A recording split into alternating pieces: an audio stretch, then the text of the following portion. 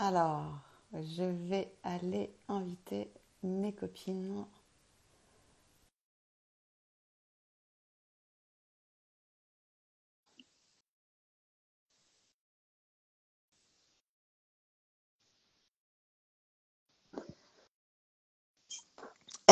Hey, coucou mon agence interactive. Alors écoute, on teste quelque chose aujourd'hui. D'abord, dis-moi si tu m'entends bien.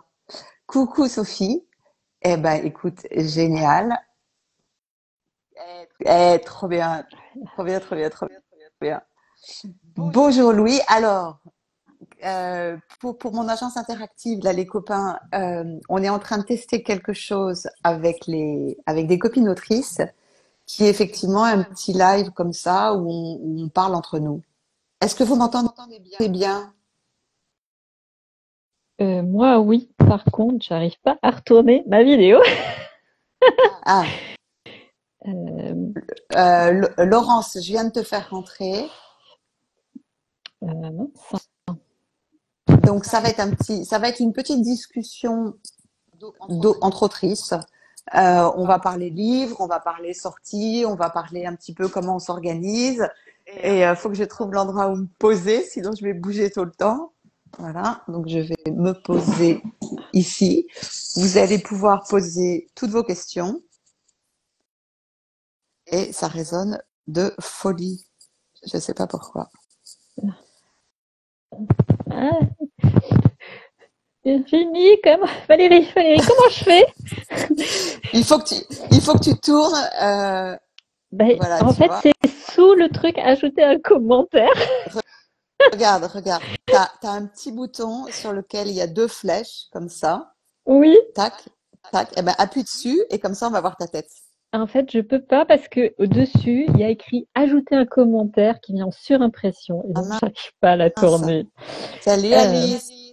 Coucou Alice. Bon, attends, je quitte et je reviens. À tout de suite. Vas-y, quitte et reviens. Et du coup, je viens d'accepter Alice et Laurence. Voilà, salut Laurence. Coucou, t'as Salut. réussi à nous rejoindre Oui. facilement. Et puis, on va attendre que Sophie se Par reconnecte. Donc, elle... contre, je te vois plus du coup. Ah. Coucou. Et je sais pas combien d'écrans on peut partager, en Ah, fait. ça y est. Là, on fait... Ah, Sophie, on te voit toujours pas. Il va falloir que tu trouves un autre Ouais. J'ai système. pas appuyé où il fallait. Ah, Par contre, attends. je vois pas moi, Valérie. Alors, tu vois, ben, je sais pas à combien on peut être. Désolée pour tous ceux qui nous regardent, hein. On bidouille, on essaye, on apprend. En Oui. fait, la vie d'un Ça, c'est entrepreneur ma tête. Voilà. est... Ça y est, Sophie. Non, j'ai tourné le téléphone, mais je vois plus. Faut que je revienne. Alors, bienvenue à... Salut Maude! Comment vas-tu? C'est génial. Maude, elle nous rejoint depuis la Réunion. L'annexe de la bibliothèque du 06, c'est génial. Alors, cette petite vidéo, c'est vraiment une vidéo de copines, d'entrepreneuses, d'autrices indépendantes. Ben oui. Euh, on a un groupe entre nous qui s'appelle Les Merveilleuses. On a créé un petit groupe.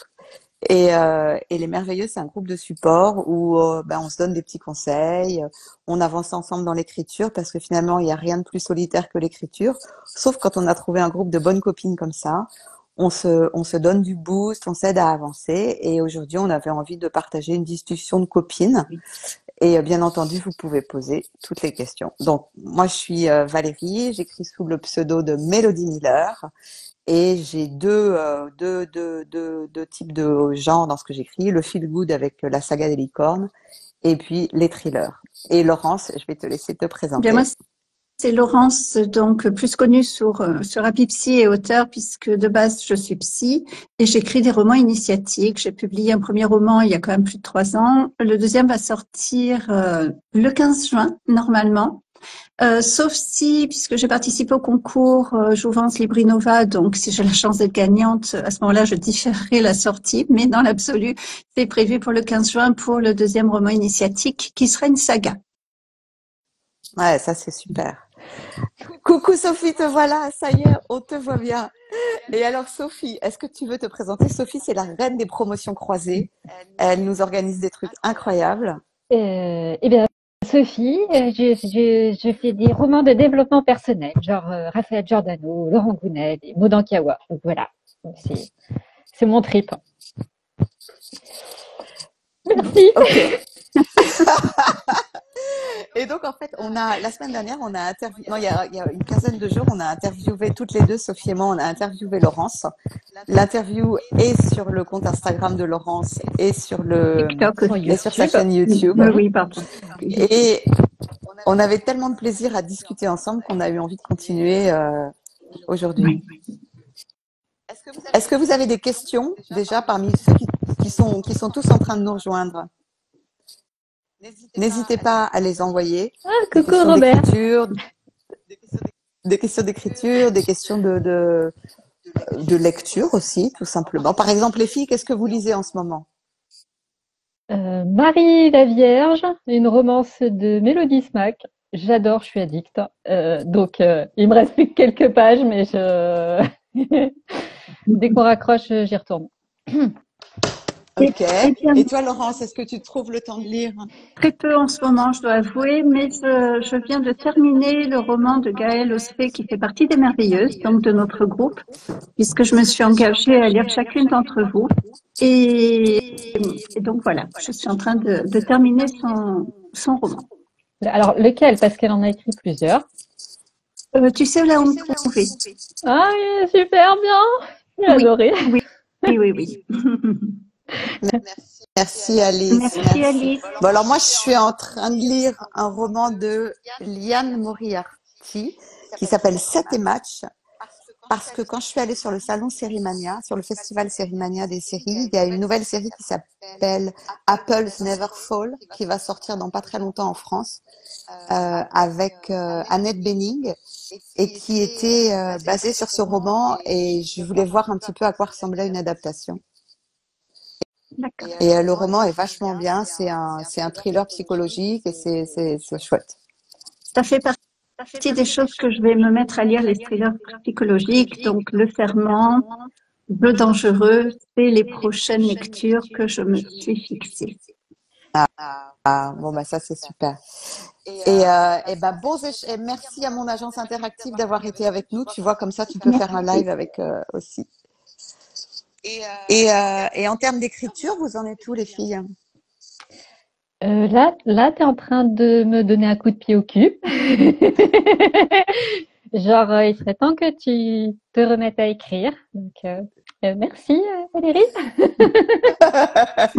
Pourquoi t'as pas écrit depuis un petit moment? J'ai pas écrit depuis la sortie du roman, c'était trop intense, enfin du dernier. Et là, j'ai des idées, mais ça manque de clarté dans ma tête. Et je crois que c'est pour ça que je me suis pas encore lancée en fait. C'est à la fois c'est là, à la fois les scènes, je suis en train de les écrire, mais que dans ma tête. Donc le temps que ça se mette en place. Alors moi, Il faut que ça mature un petit peu. moi, je suis en train d'écrire la suite, donc les fragments du destin vont sortir le 15 juin. Et je suis en train d'écrire le tome 2 puisque ce sera une saga familiale. Bonjour Mireille, ça me fait plaisir de vous voir. Et donc, oui, je suis en pleine écriture du tome 2. Comme je pars à New York, là, pour les présenter au Festival des auteurs francophones de New York, j'ai la chance de présenter Irrésistible Lumière. Je vais m'inspirer de New York pour le tome 2, puisque mon héroïne ira forcément passer un petit moment à New York. Ah, c'est génial. Donc, tu es au Mexique dans le tome Le tome 1. 1, c'est la Camargue. La Camargue. Camargue. Et de la Camargue, on finit au Mexique. Enfin, on fait les 3/4 du roman dans différents endroits du Mexique. Ma fille vit au Mexique et j'ai visité énormément le Mexique. J'aime leur culture, j'aime tout ça et donc j'avais envie d'en parler, de le partager parce qu'il y a beaucoup de richesse dans leur spiritualité, dans la culture et puis l'amour du pays, bien sûr, vu par les Mexicains et vu par ma fille qui vit là-bas. Et là, ton tome 2, tu penses le sortir pour quand? Écoute, je suis peut-être très ambitieuse, mais je me suis fixée la fin de l'année. J'aime bien les défis. Ouais. Et comme dit Sophie, le petit coup de pied aux fesses, ça fait du bien. Je pense que j'en aurai besoin en cours de route. Et oui, Tu peux compter sur moi. Oui, oui, oui. Hé, Maya, coucou! Alors, Maya, c'est super chouette. Maya, on s'est connus en atelier d'écriture aux éditions Gallimard. Et en fait, c'est un peu là où, moi, mon histoire, elle a démarré. Puisque j'y étais allée pour me former à écrire des romans noirs. Et que finalement, pendant mon voyage autour du monde, j'ai été contactée par quelqu'un qui était aussi à cet atelier d'écriture et qui était en fait une éditrice et qui m'a proposé de publier notre guide de voyage. Et le guide de voyage m'a donné envie de continuer à écrire. Et c'est comme ça que je me suis lancée dans l'auto-édition. Donc, Maya, ça fait super plaisir de te voir. Est-ce que tu continues à écrire? Et toi, Valérie, tu en es où qu'est-ce que tu écris en ce moment? Alors, moi, je sors, le tome 4 des Licornes s'appelle La tendresse des fées.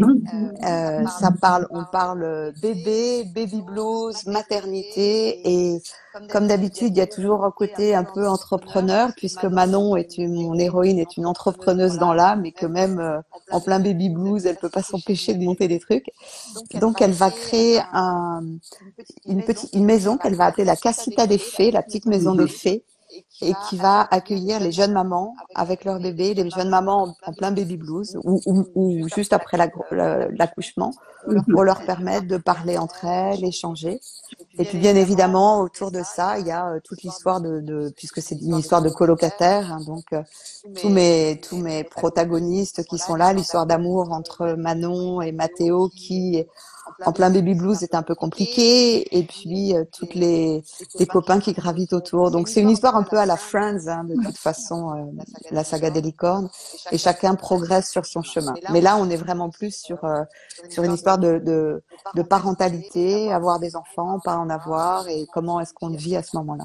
Et ça sort la semaine prochaine, le 18 avril. Super, bravo, on va se régaler de le lire. Oui.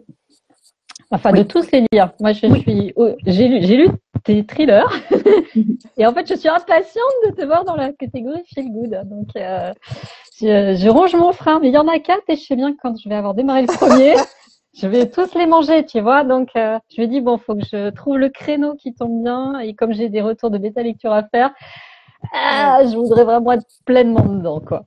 Donc, ouais.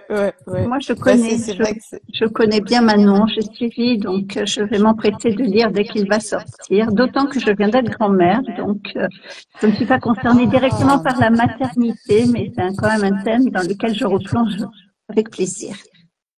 Ah bah là, tu vas vraiment être en plein dedans. C'est vrai que c'est chouette d'écrire une saga parce que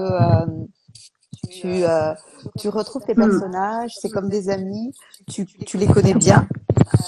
Donc tout ce travail de préparation qu'on fait quand on écrit un livre, à savoir bien fouiller ses personnages, savoir comment ils parlent, comment ils s'expriment, quelles sont leurs habitudes, quelles sont leurs blessures intérieures, tu les connais, tu les retrouves et c'est plus facile. À bientôt, Mireille.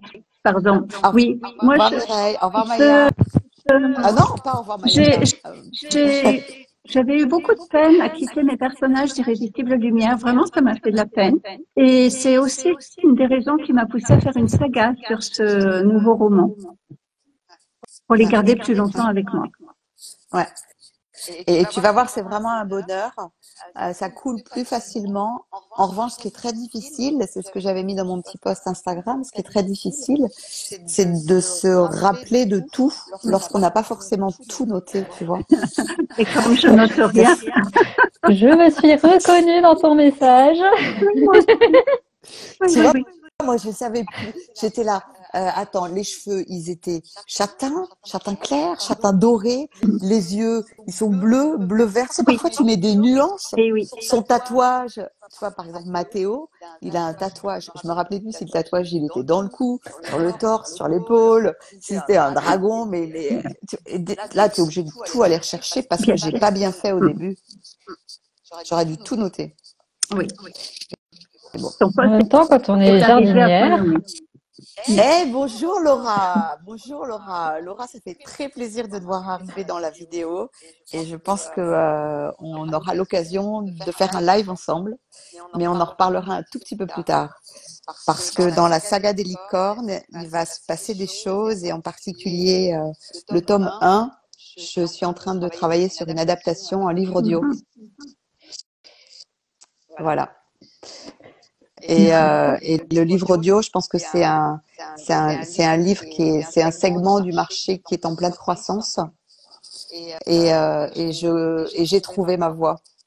Donc, Oui. Laura, je te fais un coucou. Je spoile pas trop le truc, mais franchement, ta voix est géniale. Jolie Merveilleuse. voix.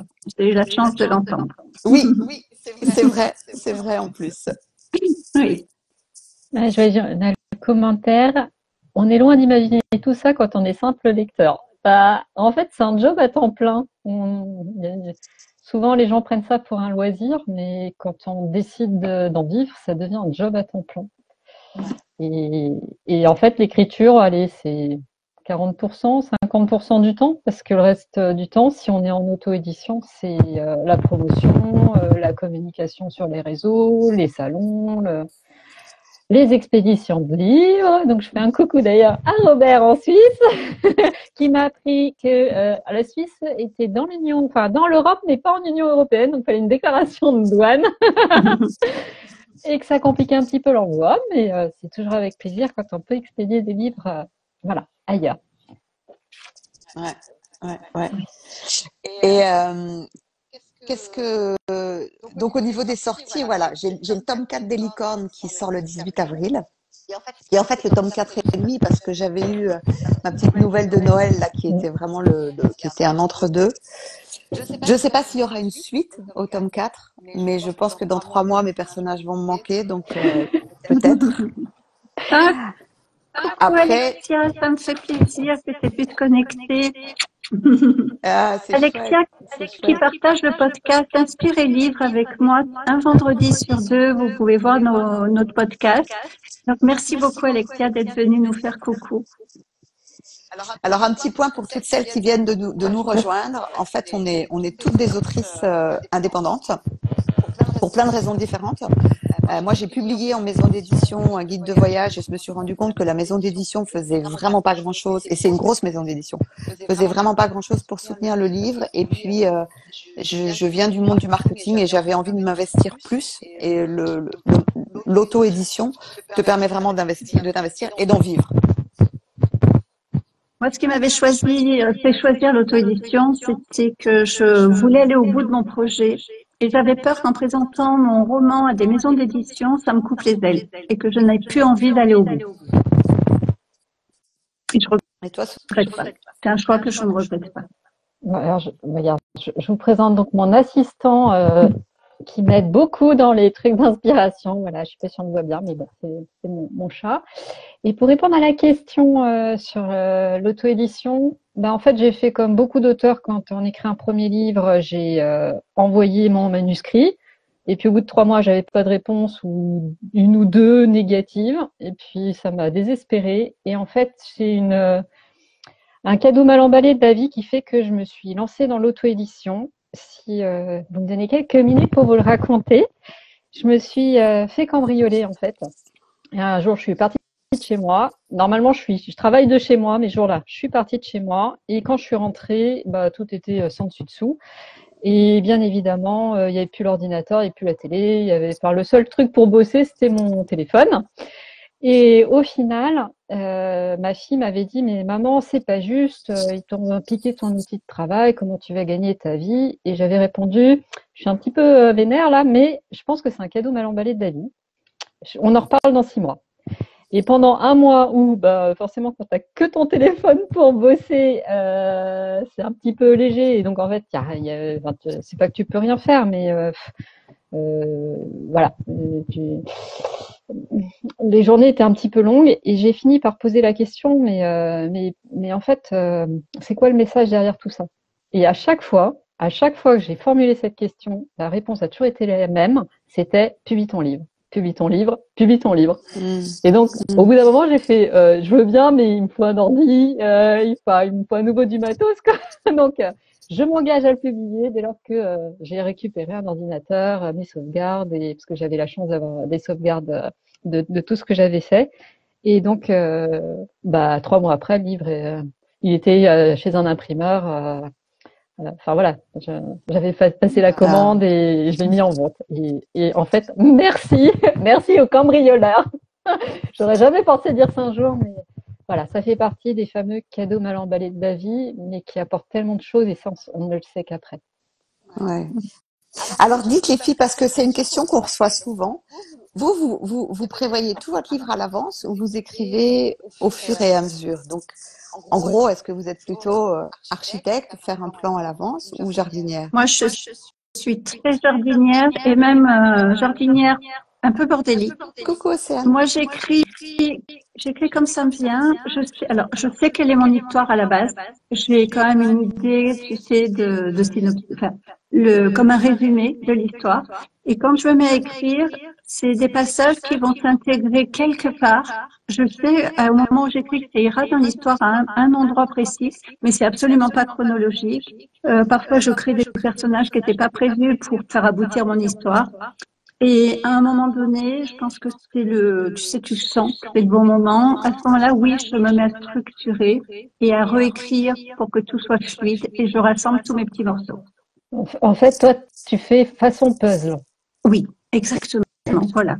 Tu as trouvé l'image parfaite. Merci Sophie. Voilà. Moi, j'écris en puzzle. Voilà. Et je ne sais pas écrire autrement parce qu'il y a des moments où je me lève, j'ai un personnage qui me parle en quelque sorte et je ne peux pas lui dire de se taire. Donc, j'accueille ce qu'il me dit, je note, j'écris et je sais que ça va intégrer l'histoire, mais je n'ai pas la chronologie encore. Donc, c'est comme ça. Et toi, Sophie? Moi, je suis plutôt mode GPS. Je lui indique mon point de départ, mon point d'arrivée et quelques étapes intermédiaires. Et après, roule ma poule. Donc, jardinière, mais avec quand même une idée du voyage. Et en même temps, je fais souvent beaucoup de détours avec des belles surprises, des gens que je pensais pas inclure, des trucs qui me tombent dessus. Donc, beaucoup jardinière et un tout petit chouille. C'est quoi l'autre? Architecte, voilà, c'est ça. Et toi, Valérie? Coucou Océane. Alors, moi, je suis plutôt architecte en fait. Mais je me laisse un peu mener quand même par mes personnages. Pour les thrillers, je suis carrément architecte. Donc le plan est très construit. C'est une catégorie qui l'impose. Ouais, et il y a 2 livres qui m'ont vraiment beaucoup plu, qui sont 2 livres d'écriture de scénario. Est-ce qu'on tue des personnages? Ouais, là dans le tome 4 des licornes, je tue un personnage. Moi aussi, j'ai tué des personnages. Mais j'ai lu le livre de John Truby sur le scénario et aussi un livre de Blake Snyder, S-N-Y-D-E-R, qui s'appelle Save the Cat. Et il donne les grands points, en fait, de comment ton histoire va rebondir. Et c'est des choses qui sont intéressantes parce que au cinéma ou dans les séries, on le voit vraiment, la façon dont un livre est construit. Non, mais j'ai pas tué des personnages. Tu vas voir qui j'ai tué, Océane. C'est le chat, en fait. Et non, j'ai tué ni Manon, ni. Mais donc oui, et je suis plutôt architecte, c'est-à-dire que c'est vraiment très construit. Sur les licornes, le tome 1 était très construit aussi, donc je l'avais vraiment prévu à l'avance. Et après, évidemment, il y a des. Non, alors pour vous raconter une histoire c'est vraiment une anecdote rigolote sur les licornes. Celle-ci, je l'ai jamais racontée. Ok. Quand je me suis lancée dans l'auto-édition, j'ai commencé par un petit roman que j'avais écrit avec mes filles, qui s'appelle Cassandre, les aventures de Cassandre, les amours de Cassandre. Et c'était un petit roman pour les ados, et honnêtement, il a démarré tout doucement. Et puis après, j'ai lancé 2 ouvrages de développement personnel sous mon nom propre, qui ont marché tout doucement, et ça me posait souci parce que je me disais, si je veux vraiment en vivre, il faut quand même que je trouve quelque chose qui se vende un peu plus. Et du coup, je suis allée voir les 20 premières ventes sur Amazon, j'ai fait ma petite étude de marché, et je me suis rendu compte qu'il y avait beaucoup de romances un peu très croustillantes. Et très honnêtement, au départ, je m'étais dit, je vais me lancer un vrai gros défi. Je vais écrire un roman de harem inversé. Alors pour ceux qui savent ce que c'est, le harem inversé, c'est quand même chaud bouillant. Donc c'est une fille et 3 garçons. Et j'avais donc mes personnages, ma fille, mes 3 garçons. Et quand j'ai commencé à réfléchir et à lire vraiment du harem inversé, je me suis dit non, jamais, j'y arriverai jamais. Mais j'ai gardé mon histoire de une fille qui est trois personnages. Et ces trois personnages, en fait, donc, il y a Manon qui est mon héroïne principale. Et mes trois personnages, Matteo, Arturo et Jeanne, ont chacun une personnalité très différente et vont permettre à Manon d'évoluer. Elle est bloquée sur plein de trucs et ils vont la permettre d'évoluer à la fois d'un point de vue spirituel, mais d'un point de vue aussi émotionnel, etc. Et donc c'est rigolo. Mais je l'ai j'ai vraiment fait un plan très détaillé. Après, le tome 2, beaucoup moins, le tome 3, encore moins, et alors le tome 4, c'est du pur jardinière. Ouais, c'est compliqué d'écrire des scènes croustillantes. Il faut trouver le bon ton, vraiment. Et il faut trouver ces mots à soi dans lesquels on se sent bien. Et pour la petite histoire, moi, je suis hyper pudique. Hein. Mes enfants, ils se moquent de moi tout le temps. Bah, je te comprends parce que sur le roman initiatique, j'ai une scène et je l'avais fait, comment dire, comme j'étais short sur le temps pour la publication, mes correctrices, elles étaient au taquet, c'est-à-dire je finissais un chapitre et paf, elles étaient dessus et j'avais le retour dans les 24 heures. Ah oui. Et un grand merci à elles deux d'ailleurs, parce qu'elles ont vraiment fait un travail formidable. Mais l'histoire, c'est que la fameuse scène, celle en gros que tu attends depuis le début du livre, parce que même si c'est une quête initiative, il y a quand même toute la romance derrière, en arrière-plan. Et la scène, eh ben, comment dire ça, j'ai eu des retours genre non, tu peux pas faire monter la température comme ça, et au milieu, pouf, tu fermes la porte. C'est juste pas possible. Soit tu restes très légère et voilà, mais ça reste cordial. Soit tu fais monter la température, mais tu nous lâches pas au milieu du gué. Et donc, me voilà à devoir réécrire une scène. Ça a été super dur et ça fait partie des challenges littéraires. Et pour rejoindre, toi, tu parles de harem inversé. Moi, je me suis mis dans mes défis littéraires. Alors, je suis pas sûre d'aller jusqu'à la publication, mais d'écrire une histoire, ou des nouvelles érotiques. En tout cas, un truc en lien avec. Allez, j'y vais et Allez. Mais elle l'a dit, elle va le faire. Échéance dans 10 ans. Hein. Vous avez un petit peu le temps d'oublier le truc. Si la vidéo est enregistrée. Alors, je te recommande un truc. Moi, je me rappelle que lorsque je me suis dit que dans Manon, donc une fois que j'ai commencé à écrire le personnage de Manon et toute l'histoire, donc on n'était plus du tout sur un harem inversé, c'est vraiment du feel good. Mais je voulais quand même ces petites scènes croustillantes. J'ai écouté une émission sur France Inter, je crois, qui s'appelle Les mots du sexe. C'était pas un podcast, c'était une émission de radio. Et je me rappelle, j'étais dans Paris avec les écouteurs et pendant 1 heure, j'avais des trucs qui me passaient dans les oreilles. C'était vraiment les mots du sexe. Donc, c'était des auteurs qui discutaient entre eux, quels mots ils utilisaient, quels mots avec lesquels ils se sentaient à l'aise. Et j'étais morte de rire parce que j'avais devant moi, je croisais des gens à qui je faisais des petits sourires. Et dans mon oreillette, ça disait les mots du sexe. En fait, c'est pas évident. Hein. Non, et malgré tout, je trouve ça intéressant d'arriver à sortir de ces zones de confort parce que je trouve peut-être qu'on y met même plus de tripes. On est obligé de sortir de soi et en même temps d'avoir ce regard sur soi. Et moi, j'aime bien les défis littéraires. Je crois que c'est aussi pour ça qu'il y a romance, thriller, roman initiatique. Et en même temps, il y a toujours le même chapeau qui est moi, c'est roman de développement personnel. Quoi. Ça reste le chapeau et malgré tout, j'ai pas l'impression de me perdre non plus en chemin en allant explorer 40 millions de trucs. Quoi. Non, parce que je pense que de toute façon, ça fait partie du développement personnel. Moi, je suis dans le roman initiatique, c'est le roman de développement personnel. Et je veux dire, on vit des choses, n'importe qui vit des choses, y compris des histoires sentimentales, avec des passages de sexe, etc., plus ou moins bien vécus. Et je pense que oui, c'est important d'en parler, de les faire vivre. Mais en tant qu'auteur, c'est pas super facile à écrire, je trouve. Enfin, en tout cas, pour être très juste dans les mots, dans ce qu'on veut exprimer, voilà. Moi, ça me demande beaucoup d'efforts. Ouais, je pense que c'est pas évident. Mais moi, je trouve que c'est aujourd'hui, parce que finalement, avec la saga, il y en a très peu des scènes. J'en ai deux, trois scènes croustillantes par tome, donc c'est pas, et ça reste très poétique en fait. Ça reste très poétique, très imagé.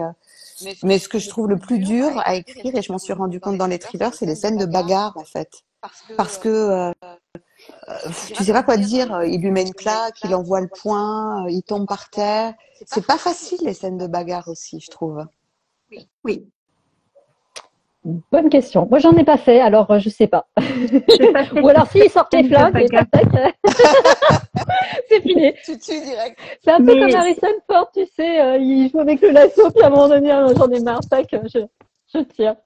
Sors le flingue. ouais, c'est pas évident. Moi, j'en ai pas mis de scènes de bagarre non plus. Ça m'est pas venu à l'esprit. Il y a des scènes oui, il y a un accident, il y a un tout en ayant une histoire d'amour, etc. Mais j'ai pas mis de scène de bagarre. J'aurais peut-être pas su l'écrire. Je crois que la violence, c'est pas quelque chose qui fait partie de moi et j'aurais du mal à le décrire. Moi, j'ai Je- des vraies scènes de bagarre dans Nuit. Nuit, c'est un thriller d'anticipation et le jeune héros a 16 ans. Il est non-voyant et malgré le fait d'être non-voyant, c'est un champion de jeux vidéo en fait. Et j'ai travaillé avec en fait un jeune joueur de jeux vidéo, un jeune gamer aveugle qui m'a expliqué comment il se repérait dans les jeux vidéo. Et dans ce roman, il y a un complot international et mon héros, Neil, va se retrouver avec son handicap, qui en fait est un vrai talent, va se retrouver au cœur d'une intrigue dans laquelle il y a des scènes de bagarre. Il y a des scènes de bagarre et lui, il est aveugle. Et donc, comment est-ce qu'il gère ces scènes? Et j'ai trouvé que c'était vraiment difficile. Ouais. Je dis au revoir à Cali et en même temps je souris parce qu'Emmanuel dit que dans son roman elle se fait peur toute seule avec ses scènes. Oui, effectivement. Bah, moi, j'avoue et j'ai l'impression qu'on est finalement assez semblables, c'est qu'on a quand même une hypersensibilité Mm. et finalement on traduit ces scènes avec cette hypersensibilité à la fois dans l'écriture, mais aussi en sachant que le lecteur, ce que va recevoir le lecteur. Donc c'est ce double, oui, c'est un double regard et ça permet de, sans perdre de l'intensité de l'action, malgré tout, de ménager les susceptibilités. Le terme est mal choisi, mais il y a quelque chose de cet ordre-là. Et j'ai trouvé que dans ton livre Nuit, en fait, quelque part, c'est de la qui a mis, comment on appelle ça, des scènes de judoka, là. C'est pas du judoka, c'est redis-moi le mot, du Krav Maga. Au revoir Laura, du Krav Maga. Voilà. Et en fait, ça fait bien le taf, tu vois. Donc, moi, j'ai bien aimé. J'étais dans ma zone de confort de lectrice. Ouais. Moi, j'ai cette hypersensibilité. Mon Dieu, j'ai perdu l'écran. J'ai cette hypersensibilité qui m'empêche des fois de faire des scènes parce que je trouve ça difficile. Et puis vous lire dans les thrillers psychologiques, j'ai dit que j'allais le faire. Je vais m'engager à le faire. Je ferai des retours, mais c'est vrai que c'est pas facile pour moi hypersensible d'aller dans ce genre de lecture. J'ai peur de faire des cauchemars parce que je peux faire des cauchemars très rapidement. Donc, je vous le dirai dans un prochain live comment j'ai vécu ça. Alors moi, je suis une grande. Alors l'hypersensibilité, c'est un thème dont on discute souvent entre nous, puisque je crois que c'est vraiment un de nos points communs. Moi, je fais des cauchemars. Je me rappelle que Stephen King dit souvent que il utilise ses cauchemars pour écrire. C'est exactement mon cas pour les thrillers. Nuit, il y a le cauchemar de Mathilde, donc le cauchemar de la maman, c'est le mien. Et dans Le Serment, l'histoire de la Dame Bleue, qui est aussi le cauchemar qu'elle fait de façon récurrente, c'est le mien. Et je me suis aperçue d'un truc, c'est que lorsque j'écris mes cauchemars, je n'en fais plus. Donc c'est un bonheur d'écrire en fait un livre dans lequel tu mets tes cauchemars en avant parce que c'est comme si tu les éloignais de toi en fait. Oui, c'est une bonne idée. Une façon de les exorciser. Moi, j'avoue que Jeu dangereux, le chapitre d'introduction, c'est un cauchemar que je faisais enfant. Et récurrent en plus. Donc, quand c'est ça, là, c'est dur. Mais je trouvais intéressant justement que ça puisse pouvoir créer une histoire autour de ça. Je trouve ça magique aussi. Ah ouais. Ouais. Il est carrément dans ma liste, le tien. Et de toute façon, je veux le lire très vite. Et là, je vais faire une grande pause d'écriture. Donc, je vais faire une grande pause d'écriture après la sortie du tome 4. Donc, je vais vraiment vous lire Les filles à fond. J'aime bien lire. Je trouve que ça nourrit. Et c'est comme tu l'as dit, ça permet aussi d'aller chercher, de voir comment les autres ont traité les scènes d'action, les dialogues. En fait, je me rends compte, moi, que j'apprends énormément en lisant. Alors, si je suis honnête, un super bon livre. J'ai pas eu le filtre de l'auteur qui disait tiens, comment elle écrit les dialogues. Je suis prise dans l'histoire et je vais au bout. Mais il y a eu des auteurs où je me suis dit waouh, comment elle a réussi à faire en sorte que là, ça fait tout un chapitre où j'ai pas vu passer les dialogues. C'était fluide. C'est quoi la différence entre elle et moi? Et donc d'aller chercher, oui, en fait, elle fait comme ci, comme ça, et ouais, source d'enseignement riche, d'aller chercher sur des auteurs qui marchent bien, comment ils écrivent en fait. Ouais. Je pense que c'est hyper important. Tu vois, pour écrire le serment, j'ai mon livre de chevet, enfin mes 2 livres de chevet, c'était 2 Stephen King. C'était Misery et Shiny, juste avant de m'endormir. Et j'ai noté toutes les petites phrases que je trouve, ou les mots, les mots d'ambiance. Quand elle est dans le cimetière, par exemple, il y a des choses il y a des mots, il y a des trucs, il y a une ambiance, et je voulais reproduire un peu cette ambiance-là. Et je vais pas spoiler la fin, mais la fin, elle m'a vraiment été inspirée par une scène dans Shining, la fin du sermon, la toute fin, la dernière phrase. J'irai relire. Parce que je pense pas aller lire Shining. J'ai pas dormi pendant 3 jours après avoir vu les films. Le film. Non, pas le film, mais non, c'était quoi la chose, le truc. Enfin bon, bref, je sais plus lequel de Stephen King. Et j'ai dit non, Stephen King, j'arrête. Je laisse tomber l'histoire. Les corbeaux, c'est pareil. Non, les oiseaux, là, je suis pas là pour me faire du mal, tu vois. Hein, oui. Donc, mais en même temps, c'est des auteurs qui ont des choses à nous apprendre. Donc, quand je peux le faire de manière détournée, comme par exemple relire la fin de ton livre, je trouve que c'est plus intéressant. Mais alors, le Shining, le film, fait bien plus, et Misery, le film, fait bien plus peur que le livre. Je veux dire, la tension qui est dans le livre de Stephen King, elle est incroyable parce que c'est quand même un auteur incroyable pour monter la tension. Mais ça fait pas peur, je trouve, alors que les films, ils sont pétrifiants. Enfin, la musique doit jouer pour beaucoup. Ouais, la musique joue pour beaucoup. Ouais. Ils entraînent dans un univers particulier. Et d'ailleurs, vous écoutez de la musique en écrivant ou pas? Non. Incapable. Moi, je peux partir sur l'écriture d'un chapitre à partir d'une musique, d'une phrase ou même d'une mélodie, hein, parce que je écoute beaucoup de musique parce que quand je marche, que je vais travailler, par exemple, je prends le bateau, j'écoute de la musique et une musique peut tout de suite me transporter, me donner une idée et à ce moment-là, arriver dans le bateau, je m'assois, je note tout et je pars après dans l'écriture de quelque chose à partir d'une musique, oui. Moi, j'avoue que c'est mon anti-page blanche.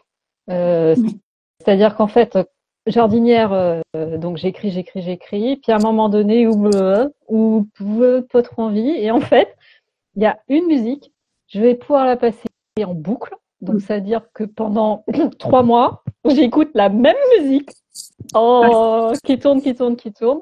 Alors, dans l'idéal, je prends des trucs qui durent 1 heure. Sur YouTube, il y a plein de machins qui durent, ou des playlists qui s'enchaînent, et je les enquille en fait. Et il y a un moment donné où je sais que c'est la mélodie, mais c'est comme si c'était l'élément déclencheur pour écrire. Enfin, ça finit par devenir ça. Par contre, ce que je sais, c'est 0 parole, que de la musique. Sinon, ça me perturbe je peux pas écouter et écrire.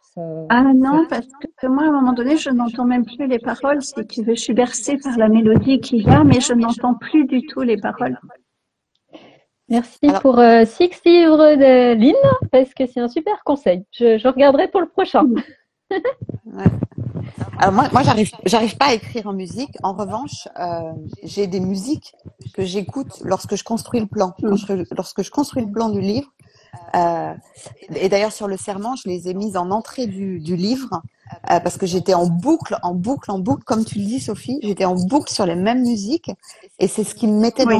c'est ce qui me mettait dans l'ambiance, c'est ce que j'ai utilisé, tu vois, sur Instagram, sur les réseaux. Mais quand j'écris, je peux pas, il faut que ce soit Alors c'est marrant, il faut que ce soit à la fois le calme lorsque je suis à la maison, mais en même temps j'adore écrire au café. Mais la musique me perturbe pour écrire. Mais moi, comme je ne fais pas de plan, je ne peux écouter la musique en écrivant directement. Écrivant. Et du coup, elle te guide. Oui, oui, alors elle me guide, ou si tu veux, tu vois, c'est à un moment donné, je ne l'entends même plus. Elle fait partie de l'environnement et je suis tellement dans mon écriture que je n'entends rien de ce qu'il y a autour, en fait. Je crois qu'elle m'aide à rentrer dans mon univers, elle m'aide à rentrer, à me concentrer et après je l'oublie.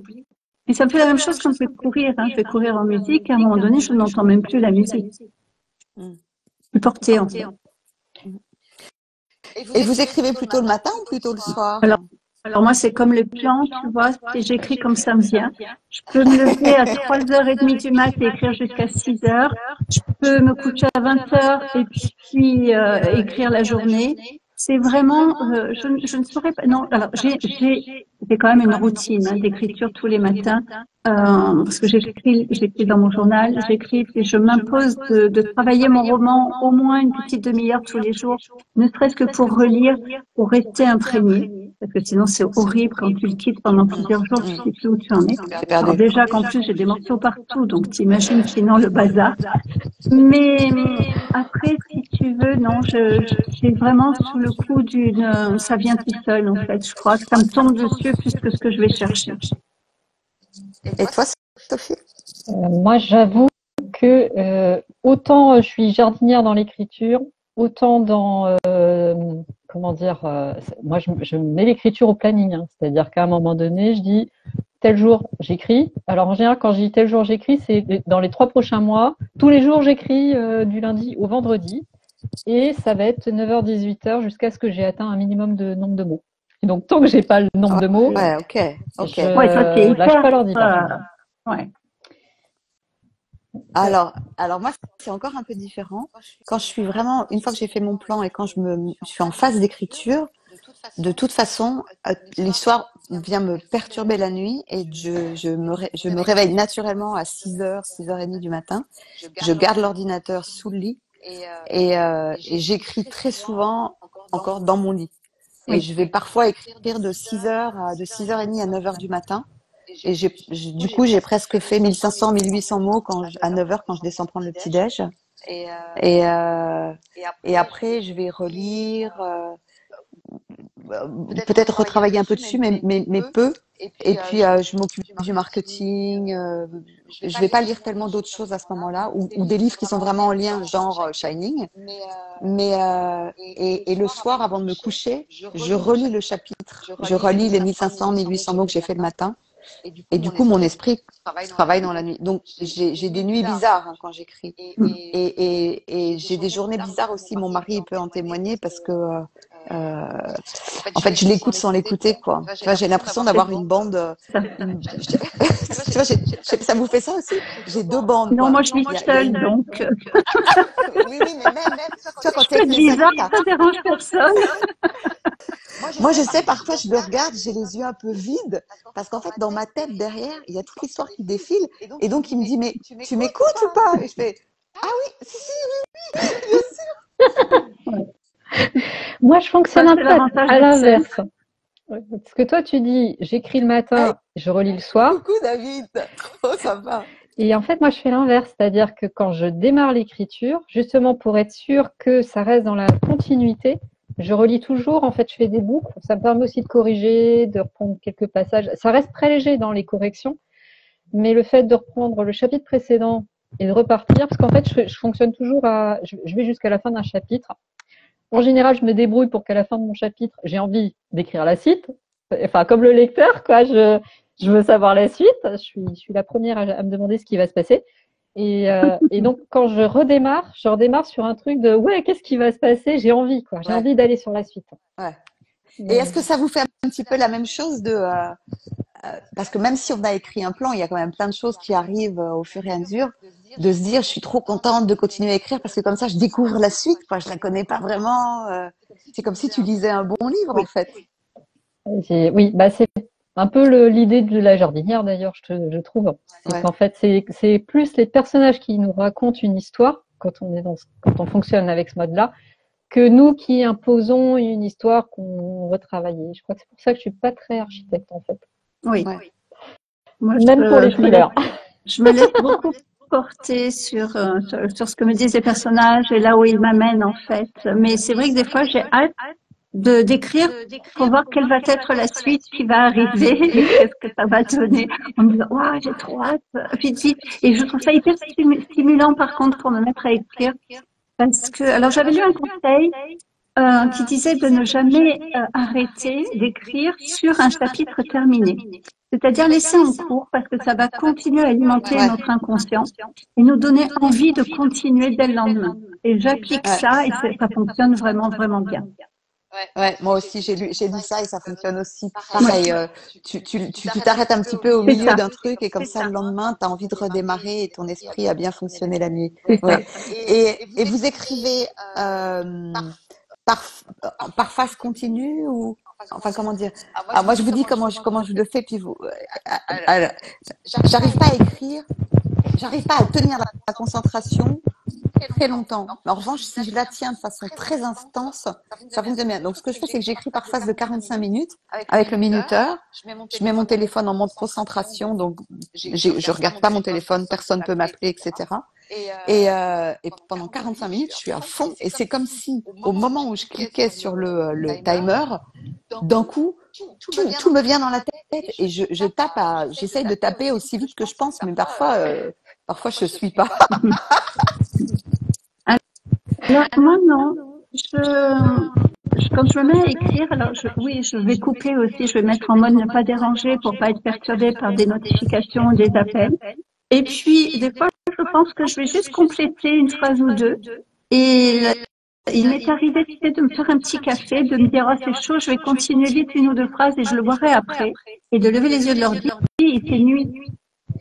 Ah oui. Et d'être partie tout l'après-midi à écrire sans me rendre compte du tout. Mais je n'arrive pas à me mettre de structure ou d'obligation parce que ça me coupe. Alors c'est peut-être mon côté très révolutionnaire, tu vois. Il faut qu'on me dise Ouais. blanc pour que je veuille faire noir. Et du coup, si je me dis tu vas écrire tant de mots, tu vas écrire ça, je me bloque. Et j'ai plus rien qui vient. Et c'est là où je vais me mettre une page blanche et je vais tourner en boucle. Ouais. Ouais. Et c'est pour ça que j'ai fait un podcast d'ailleurs sur l'art de travailler dans l'urgence. Et j'aimerais beaucoup en sortir, mais j'arrive à ça quand j'ai des deadlines, bien sûr, hein, parce qu'il y a des moments où je me dis, bon, faut te bouger. Et c'est vrai que ça devient, c'est dans l'urgence où j'arrive à me mettre, voilà, ces obligations de temps, de mots, etc. Ok. Ok. C'est hyper intéressant parce qu'en fait, on a tous Mm.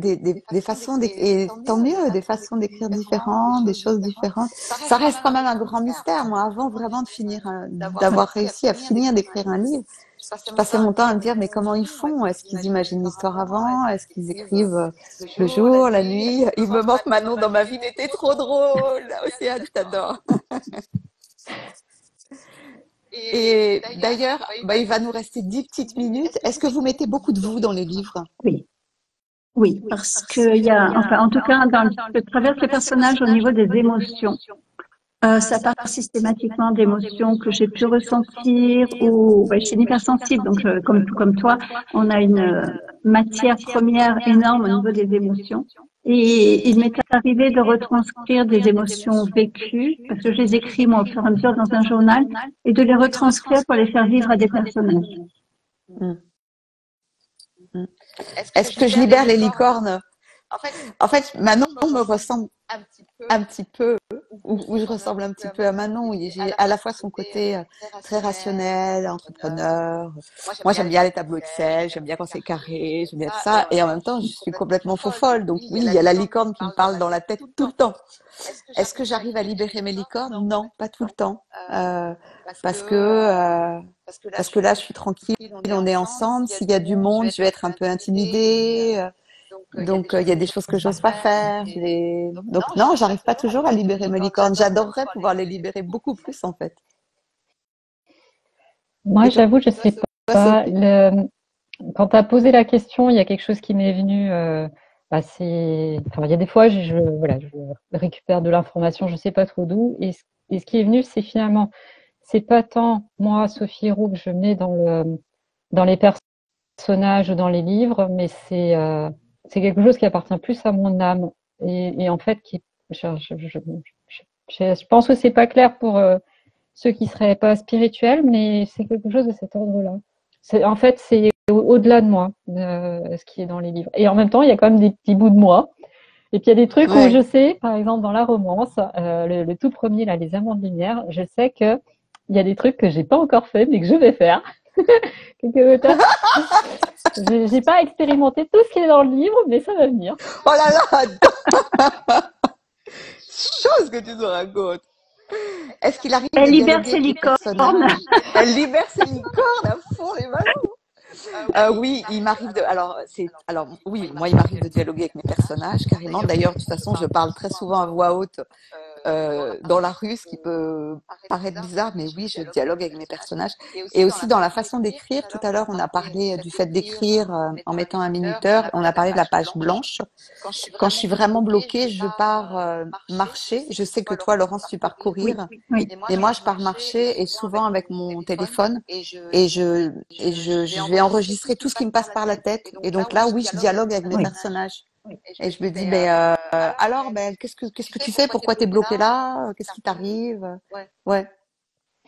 Moi, en courant aussi, ça me. Alors, sans dialoguer, c'est pas au moment où je cours que je dialogue le plus avec mes personnages. C'est plus quand je suis chez moi ou que Oui. j'écris en me disant, mais qu'est-ce que tu as à me dire? Qu'est-ce que tu veux que je raconte? Voilà, je me pose plus des questions à ce moment-là. Mais quand je vais courir, c'est plus en réception. Je reçois des choses que je veux retranscrire après. Mais quand je vais courir, je peux faire aussi plein de photos. Hein, je vous avais montré. J'avais même eu pour l'anecdote, j'ai fait un reel il y a pas très longtemps qui montrait que je partais courir et que j'ai préféré m'arrêter de faire des photos de fleurs. Ouais. C'était magnifique avec ces gouttes d'eau. Et quelqu'un sur le reel que j'ai publié sur Facebook a marqué, elle est partie courir, elle préfère faire des photos, quel temps inutile. Je me suis dit, mais c'est mon temps, j'en fais ce que je veux, j'adore courir, j'adore prendre plaisir aux choses. En fait, ce serait comme dire à un salarié, le week-end, c'est du temps inutile. Il y a un moment donné aussi, on a tous besoin de se poser et c'est pas parce qu'on a prévu de tomber le jardin ou je sais pas, enfin, que le fait de se poser dans le canapé est inutile. Le corps, il a besoin, l'esprit a besoin et ouais, ça fait partie des choses de la vie, quoi. Et on parlait d'inspiration tout à l'heure et pour moi, la photo est une source première d'inspiration. Je peux créer des chapitres à partir d'une photo que j'ai faite ou je peux, quand je fais des petits textes ou sur lesquels je veux rajouter une photo pour l'illustrer, je vais aller faire des photos spécifiquement pour le texte. Ça serait et si on écrivait un recueil autour de photos toutes les trois, Oui, même plus avec le groupe des merveilleuses, on pourrait faire un truc illustré, oui. non? Alors moi, je suis partante. J'adore l'écriture et la photo, donc là. Oui, une nouvelle, parce que c'était l'année dernière, je crois, j'étais entre deux livres et je m'étais dit, bon, allez, je vais prendre un peu de temps pour respirer parce que c'est quand même intense ce moment d'écriture. Et puis au bout de 15 jours, je m'ennuyais et j'ai un petit podcast qui s'appelle l'atelier d'écriture de Mélodie Miller, mais là, en ce moment, je fais rien dessus. Et l'idée du podcast, c'était de faire un atelier d'écriture, en fait. Donc, je partais d'une photo ou d'un dessin et je m'obligeais à écrire en 10 minutes, je crois, une comédie romantique, enfin, une histoire qui soit une comédie romantique et un thriller en parlant de la même photo. D'accord. Et c'est super drôle à faire. Et puis ça te libère Oui. les licornes. Enfin, ça te libère ta créativité, quoi. Moi, le premier chapitre d'Irrésistible Lumière est totalement écrit à partir d'une photo que j'ai mise d'ailleurs dans le livre. Ah, c'est chouette. Mm. Ouais. En tout cas, je note l'idée. Et il faudra sans doute qu'on en reparle au prochain live à faire ensemble parce que moi, je suis partante pour remettre ça. Ouais, c'est chouette. Et alors, attends, Sophie, pour revenir pour toi à ton prochain livre, tu veux le sortir quand? L'objectif, c'est de le sortir avant la fin de l'année. Donc, je vais cravacher, comme d'habitude, sur les pendant 3 mois. Je pense que vous allez pas me voir beaucoup, mais voilà, l'objectif est là. Je crois en moi. Mais je suis là pour te booster aussi. Voilà, avec Sophie, on se fait un petit coaching tous les mois où on se met nos objectifs et on se booste l'une l'autre pour arriver à nos échéances, à ce qu'on s'est fixé de faire.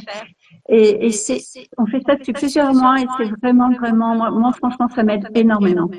Ah bah c'est super. Mais est-ce que ça permet de voir d'où on vient et voir où on veut aller, mais aussi voir d'où on vient. Et parfois, je me souviens que sur un des derniers échanges qu'on a eu, c'était je devais faire ça et ça, et puis finalement, j'ai pas fait.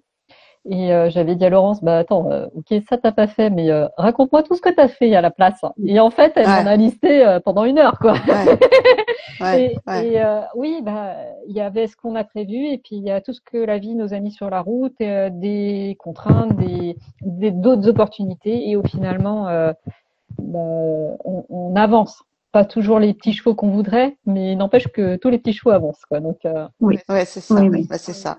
C'est le plus important. Bon, les filles, on touche à la fin. C'était trop bien. C'était chouette cette discussion, non? Merci à vous tous d'avoir été là, d'avoir échangé. Vraiment, ça me touche beaucoup. Et c'était vraiment sympa aussi d'avoir les questions en direct.